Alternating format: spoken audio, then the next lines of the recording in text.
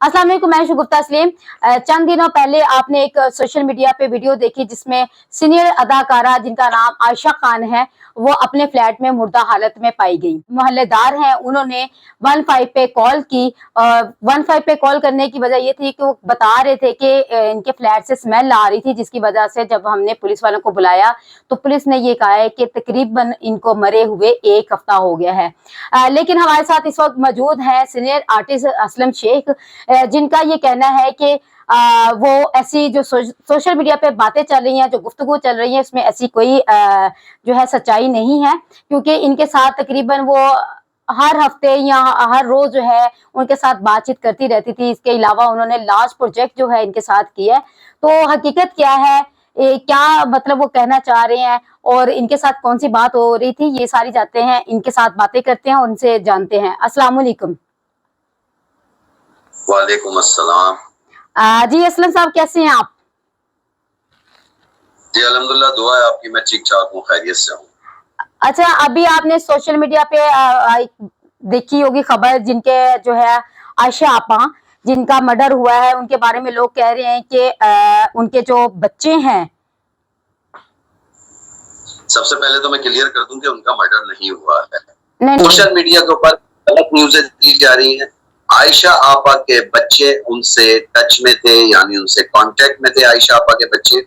और कुदरती बात है कि मेरी मोबाइल के ऊपर ऑडियो ऑटो रिकॉर्डिंग के ऊपर होता है, जो कॉल्स आती हैं जाती हैं वो रिकॉर्ड हो जाती है। ठीक है। आयशा आपा की ऑडियो मेरे पास रिकॉर्ड थी, जो कि मैंने चैनल 24 और चैनल 21 को प्रोवाइड कर दिया। उनकी डेथ होने से कितने दिन पहले की वो ऑडियो है? ईद से पहले मेरी उनसे बात हुई थी, ईद से पहले। सही। ठीक है, ईद से पहले बात हुई थी, मैं मसरूफ था, रिकॉर्डिंग में बहुत बिजी था, मैं जा नहीं सका। और वो मैं उनसे तफसीली बात कर रहा था कि किस तरह क्या है। उनका बेटा सिंगापुर से, उन्होंने कहा वो मुझे पैसे भेजता है। अच्छा। उनका एक बेटा यहाँ पे करता है, बेटी उनको दुबई बुला लेती थी, दुबई में बेटी थी उनकी बेटी बहुत बड़ी मॉडल थी विपे। और उसके बाद उनके बच्चे उनका केयर किया करते थे। आयशा आपा अपनी मर्जी से जिंदगी गुजार रही थी। अच्छा, तो कैसी कंडीशन थी उनकी, किस हालत में थी? मतलब जब उनके बहुत अच्छी कंडीशन में थी, बहुत अच्छी हालत थी। एज फैक्टर था, एज हो गई थी। कभी कभार मैं फोन करता था, मुझसे कहती थी कौन बोल रहा है, तो मैं कहता था आपका बेटा असलम शेख। अरे असलम मेरा बेटा। तो वो इस तरह आयशा आपा ने खुद शो बिजनेस को छोड़ा था। वो नाला थी शो बिजनेस से।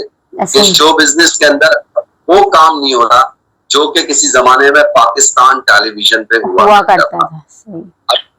उनका ताल्लुक था, उनके वालिद साहब डीएसपी थे रियासत अली खान, उनकी बहन पाकिस्तान की बहुत बड़ी स्टार थी खालदा रियासत, उनकी अम्मी अमीर जहां, उनसे मेरा फैमिली टर्म्स थे। उनके वालिद मेरे वालिद दोस्त थे और हम उनके घर में आना जाना था, वो मेरे घर में आती जाती।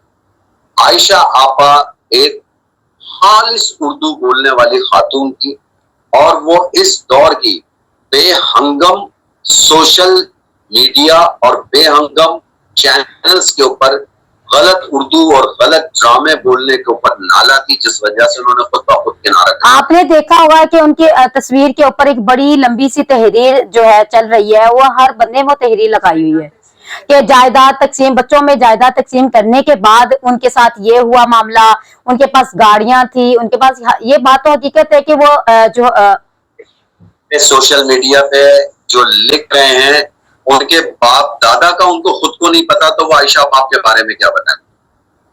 जो सोशल मीडिया के ऊपर ये यूट्यूबर हैं सो कॉल्ड इंटेलेक्चुअल, इनको अपने बाप दादा के खानदान का नहीं पता, तो वो आयशा आपा के खानदान के बारे में क्या बताएंगे, उनके अकाउंट्स के बारे में, उनकी गाड़ियों के बारे में।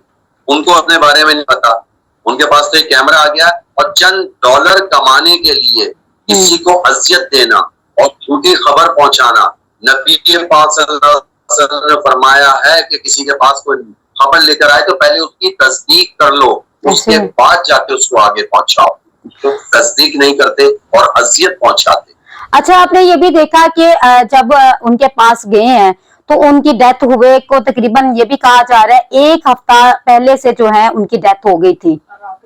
और आपके ताल्लुकात उनके साथ बड़े अच्छे थे, आपके साथ हमेशा मतलब बातचीत भी करती रहती थी, तो आप अक्सर जाते नहीं थे उनके पास? मैं जाता भी था, मैं मिलता भी था, मुझे अक्सर मुलाकात में भी हो जाती थी, मेरे घर भी आ जाती थी वो कभी कभार। लेकिन मेरी मसरूफियत ट्रैवलिंग बहुत थी, कभी यूएसए में होता था, कभी मैं दुबई में होता था, कभी मलेशिया में। तो मुझसे अक्सर ये कहती थी तू बहुत बड़ा स्टार हो गया है, अब तेरे पास टाइम नहीं है। मैं उनको सगी माँ का रुतबा ही दिया करता था, सगी माँ का रुतबा देता था।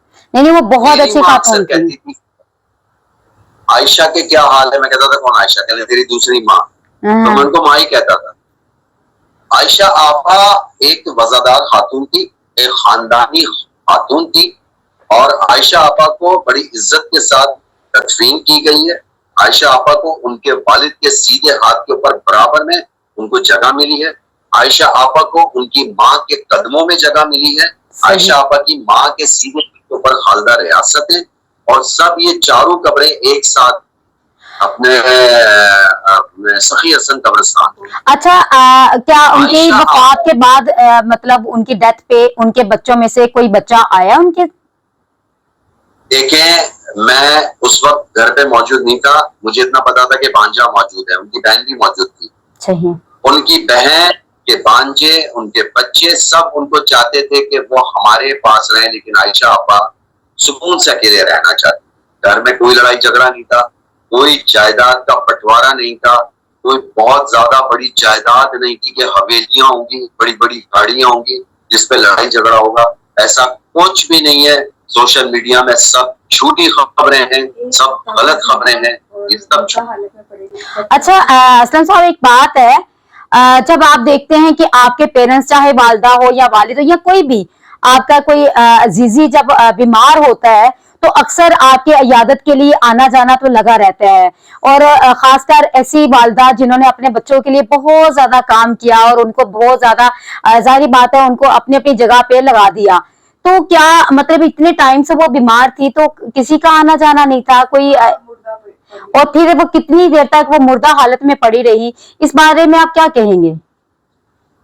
आपने एक साथ 3-4 सवाल कर लिए कि कितने अरसे से बीमार थी। वो बीमार नहीं, सबसे पहले तो वो बीमार नहीं था, वो चलती फिरती थी, एज फैक्टर था, नियर अबाउट 80 के करीब उनकी एज हो गई थी, गाड़ी भी चलाती थी।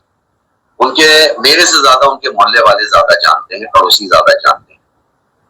हाँ, दूसरी बात, उनकी बेटी उनको दुबई बुलाती थी, वो दुबई भी जाती थी लेकिन ज्यादा दिन नहीं रहती। उनका बेटा सिंगापुर से उनको पैसे भेज दिया करता था।